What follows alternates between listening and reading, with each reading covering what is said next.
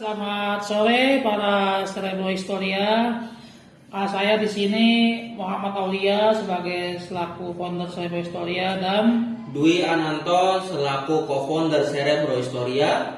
Di sore hari ini mungkin kita ada yang mungkin sedang bersantai. Kita di sini akan menemani kalian semua untuk membahas sebuah materi penting, yaitu materi tentang kedatangan Jepang ke Indonesia.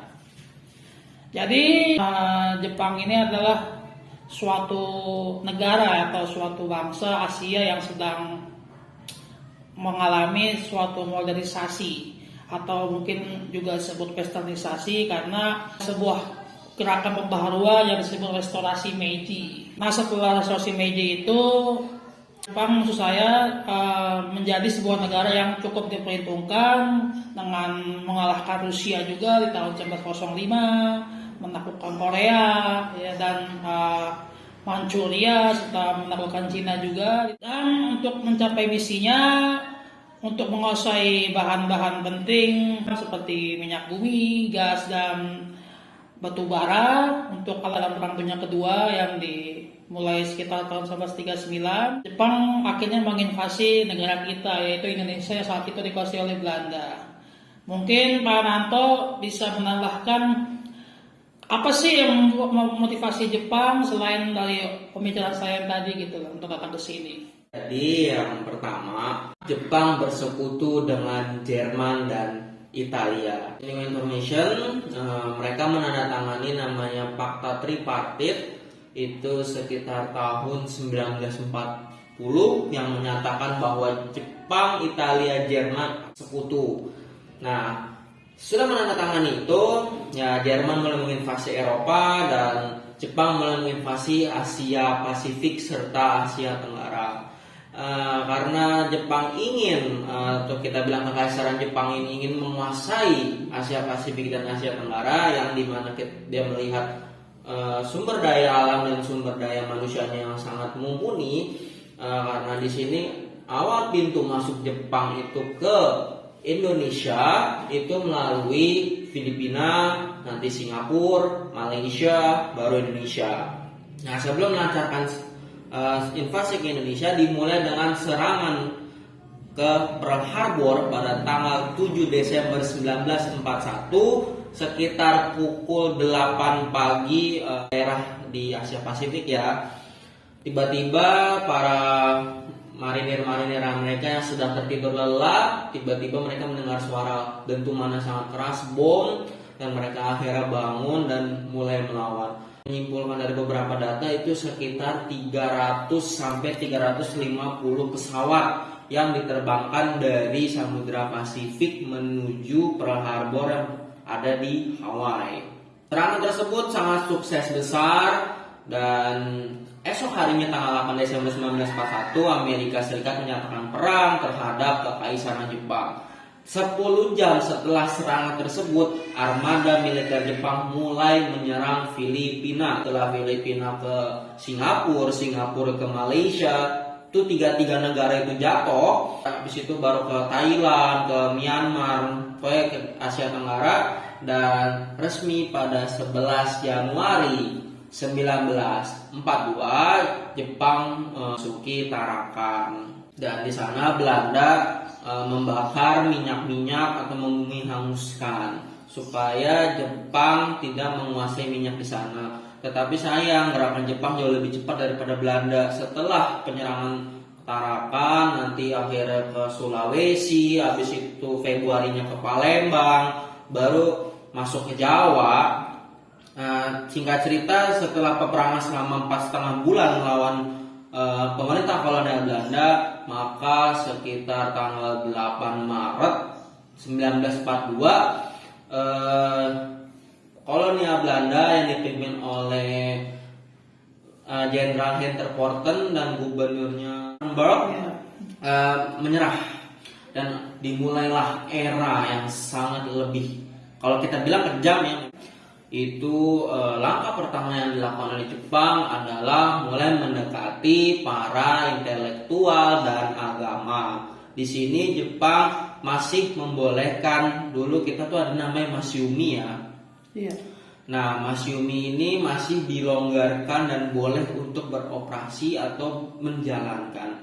Nah, jadi sebenarnya banyak sih program-program Jepang yang dibuat di Indonesia. Yang pertama mungkin ada pembuatan putra, yang tujuannya putra ini adalah memobilisasi rakyat untuk kepentingan Jepang. Ada RT RW itu dari Jepang. Ada yang tahu namanya apa? Tonarigumi namanya. Kurikulum-kurikulum yang berbau-bau Eropa itu dihapus total oleh Jepang. Nah, tapi untuk mata pelajaran umum ya sudah dihapus. Tapi dimasukkan kurikulum baru, yaitu harus belajar bahasa Jepang, wajib melaksanakan upacara tiap pagi dan melakukan senam pagi yang bernama Taiso.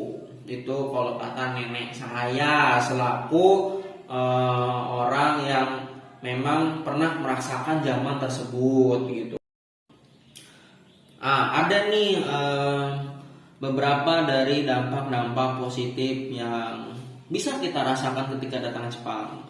Yang pertama di sini Jepang mendukung gerakan anti Belanda yang membakar semangat nasionalisme bangsa Indonesia.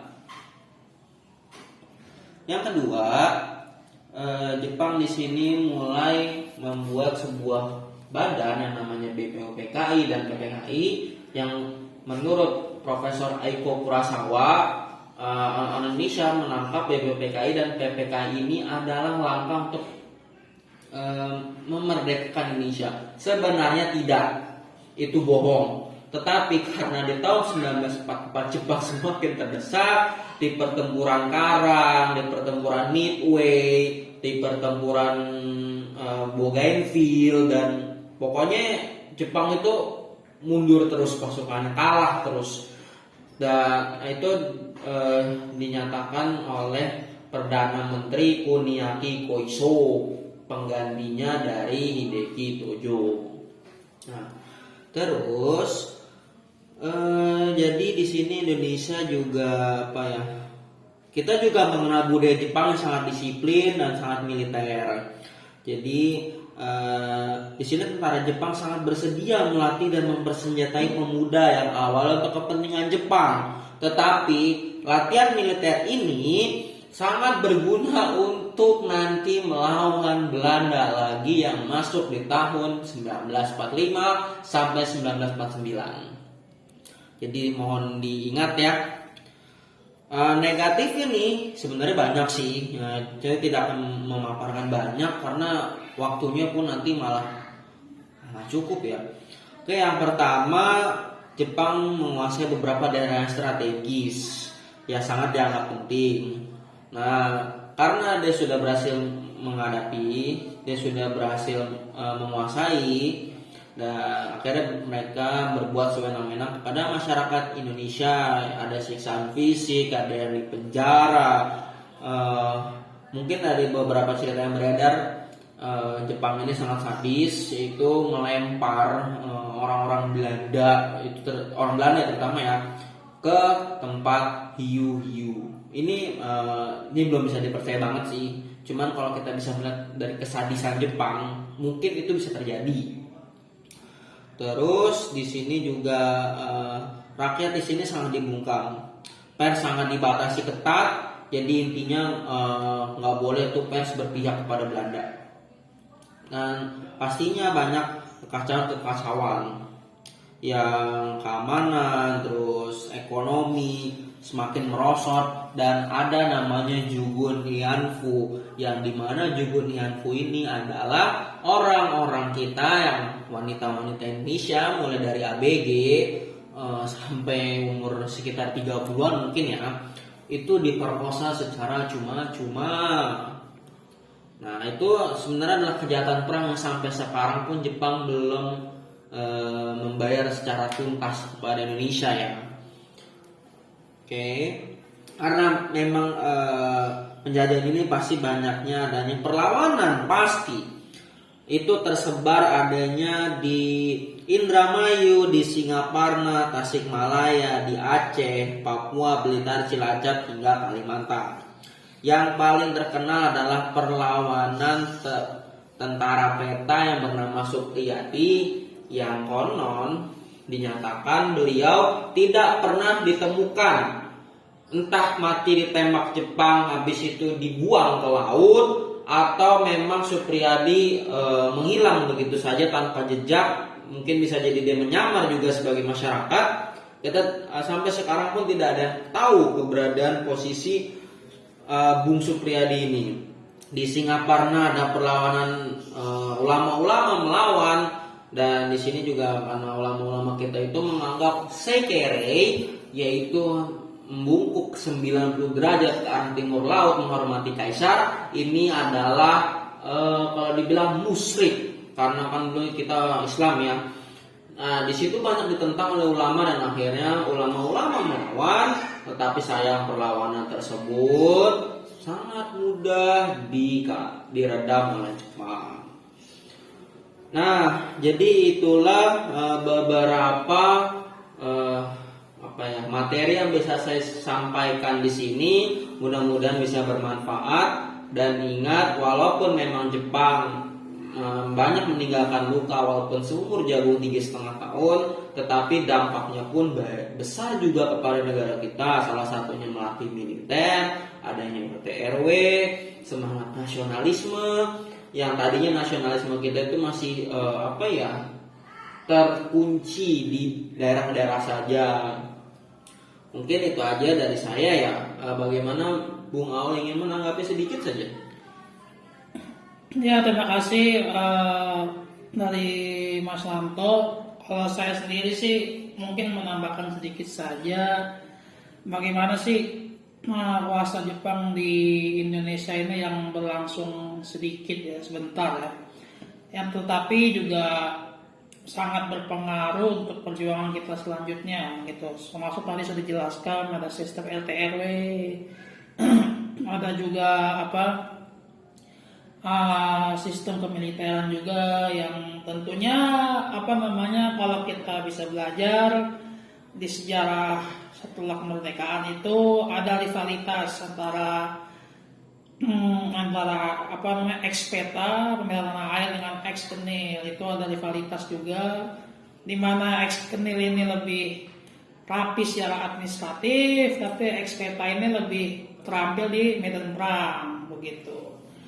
Dan juga istilahnya Jepang itu seperti tadi sudah dikatakan oleh Mas Tanto, membentuk BPUPKI dan PPKI yang perannya cukup besar, bahkan sangat vital ya, untuk membentuk suatu konstitusi Undang-Undang Dasar Negara Indonesia tahun 1945. Itu dari situ awalnya. Kalau mungkin tidak ada dua badan itu, mungkin kita akan kesulitan untuk menyusun suatu konstitusi yang benar-benar mandiri atau lepas dari penjajah Belanda atau Jepang begitu. Ini benar-benar suatu landasan yang tidak bisa